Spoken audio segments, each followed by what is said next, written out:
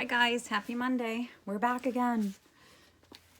I'm gonna keep reading this book until the end. You could watch, you don't have to watch, it's up to you guys. But I hope you guys are enjoying this beautiful weather that we're having. I miss you guys. But we're at the end of our tunnel here. We can see the light. We're almost done with school. So here we go. We are still on Alice. Honey, what's wrong? Felicia was looking at Alice from across the candlelit table. Nothing, said Alice. She made herself smile and buttered another bite of bread. Was this school really all right? Asked Felicia, as she plucked her eyebrows and hoisted up high on her chair, and there was a single black bean speared on the end of her fork as she was talking.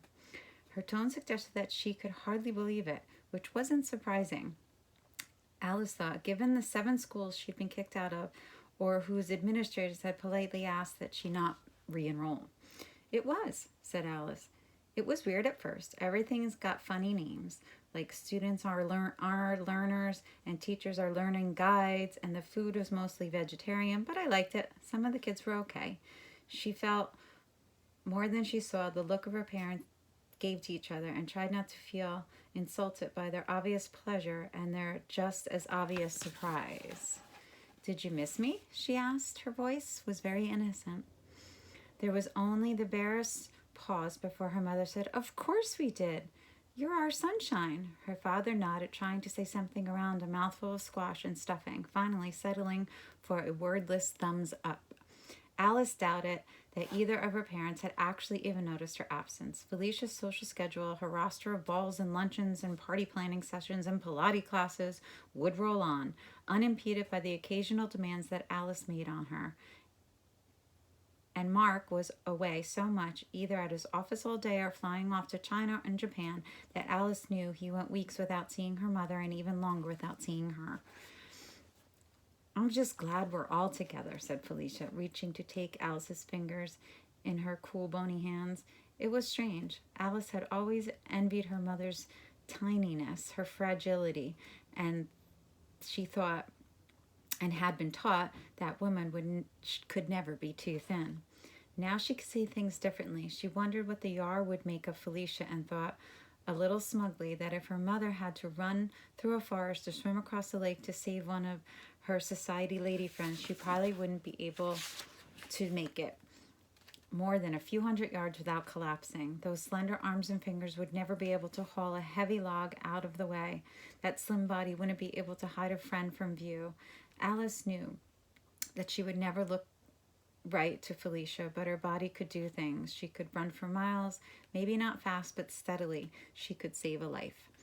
She smiled at the thought, aware that her mother was looking at her strangely as her father continued to decimate the loaf of bread, lavishing butter on each side like a man who knew he might never taste it again. Tell us more about the school, said Felicia, who appeared to be picking each black bean out of her portion of stuffing before spearing them onto the tiniest part of her fork and popping them into her mouth.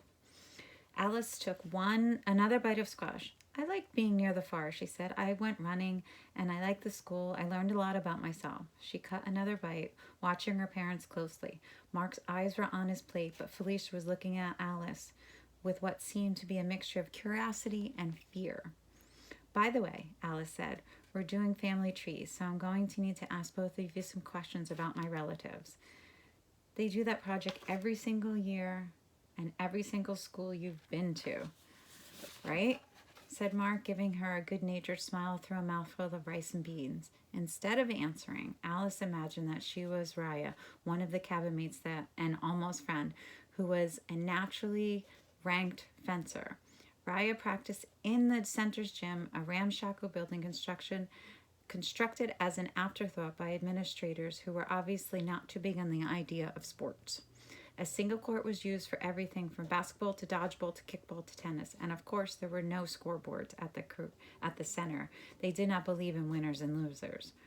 Raya used the court in the late afternoons when it was empty, and Alice would watch her with her silver her silver sword slashing through the air, advancing and retreating, her feet pattering against the ground in a dizzy dance. Sometimes you'd press an opponent trying to score points, Raya explained, while other times you just try to keep your opponent moving until they were exhausted. Alice decided that the second tactic might be in order with her parents. She bombarded them with questions, keeping them off balance, then find out what she needed to know. What kind of baby was I? She began. Mark looked puzzled. Felicia's face had been rendered largely inexpressive due to the injections she got every month, but she still seemed to be afraid. The regular kind, Felicia said. Alice could hear the effort it was taking her mother to keep their tone light. You slept, you cried, you ate. What were my favorite foods? Felicia tapped her fingertips against the table. Oh, sweet potatoes, I think. Avocados, Mark supplied. You liked avocados, he smiled. I used to slice one of those suckers in half and feed you the whole thing with a spoon. Felicia's mouth pursed. That was too much avocado for a baby, she said. Avocados are high in saturated fats. She looked down at her plate, the tines of her fork shredding the squash as if they were checking to be sure that no one had hidden any saturated fats underneath it. Was I a good baby? Alice asked. Did I cry a lot? Did I like other kids? Did I have friends? Another uneasy glance traveled across the table, almost like a shadow or a wind. Alice nibbled on a raisin. If her theory was correct, if she'd been born in a Yar family, then stolen somehow or given away, her parents would have any idea of what she'd been like as a baby, because they wouldn't have been around to see it.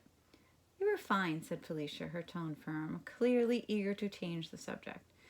Do you have any pictures? This time her parents made no attempt to hide their surprise. Alice had never in her life asked to see pictures of herself and usually tried to hide when they were being taken. She'd posed for school pictures because she didn't have a choice, and there were very few family pictures taken at Thanksgiving and vacations, where she tried to camouflage herself behind a convenient grown-up or in front of a statue. In most of them, she was frowning. In a few, when she was little, she'd actually tried to cover her face with her hands, knowing even then that she looked wrong. Felicia collected herself. I'll see if I can find some, she said.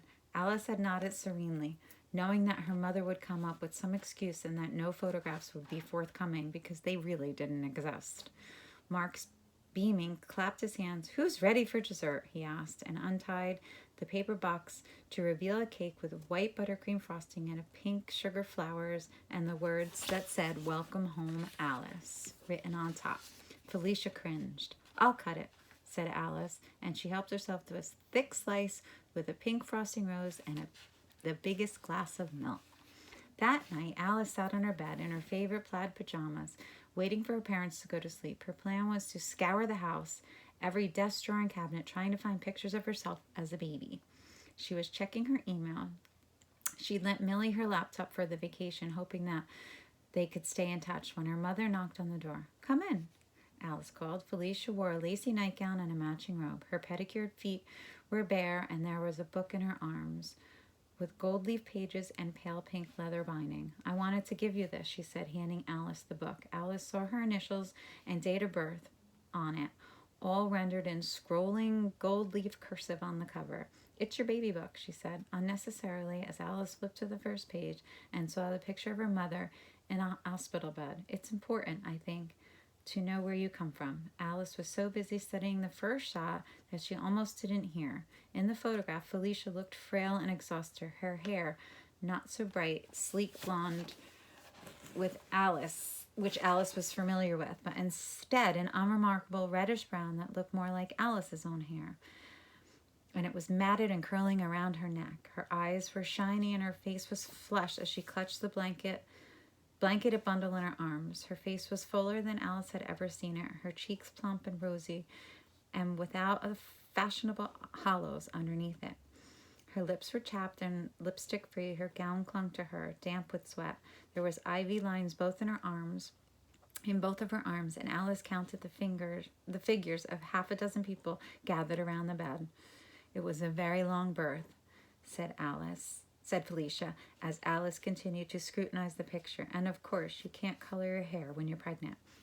Alice nodded, even though she wasn't sure what hair dye might do to the pregnancy.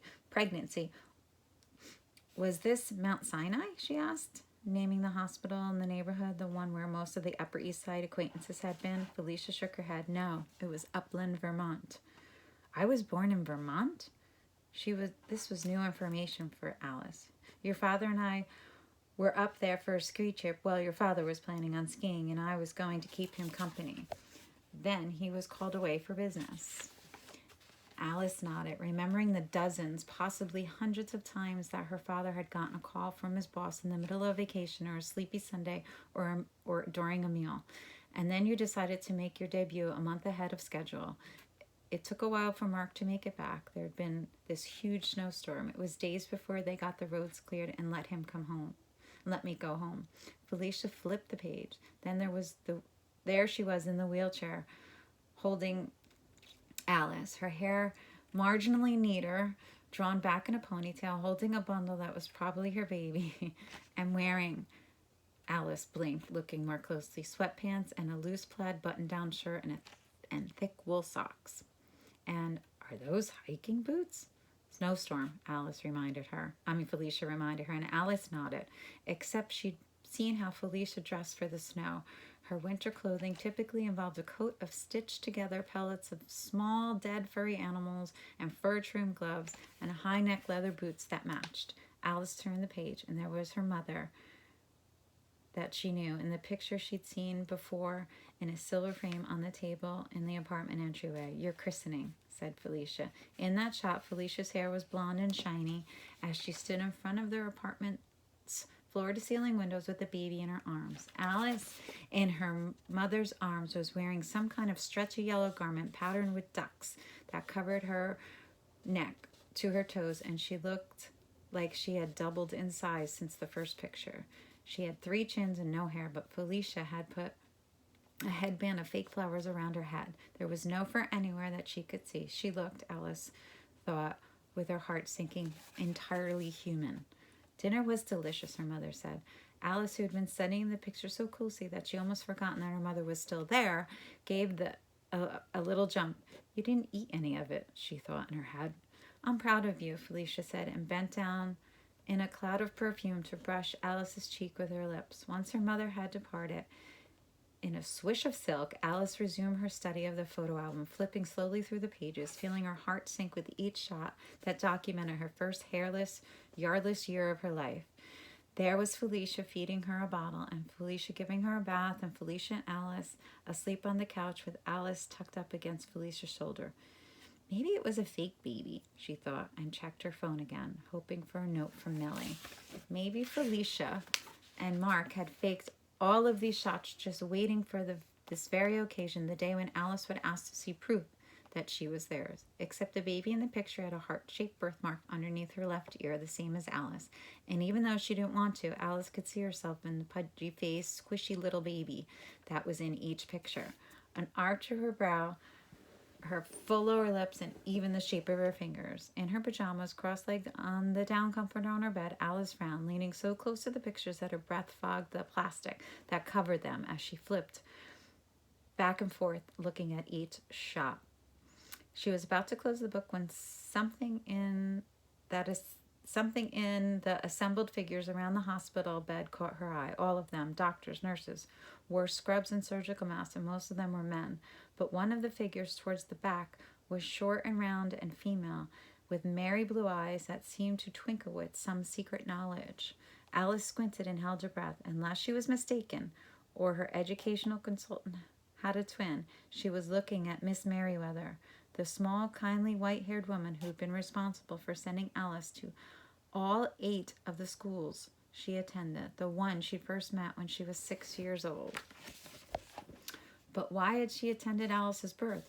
What would an educational consultant from New York City be doing in a hospital in Vermont with a brand new baby? Had Felicia and Miss Merriweather known each other before Alice was born? And if that was true, why had her parents introduced Miss Merriweather to her as if they were somebody they had just met instead of someone they were already acquainted with? Alice looked more carefully, wanting to be sure. Her heart was beating so hard that she could hear it, and here her mouth felt cottony. Millie, she thought. I have to tell Millie. But of course she couldn't.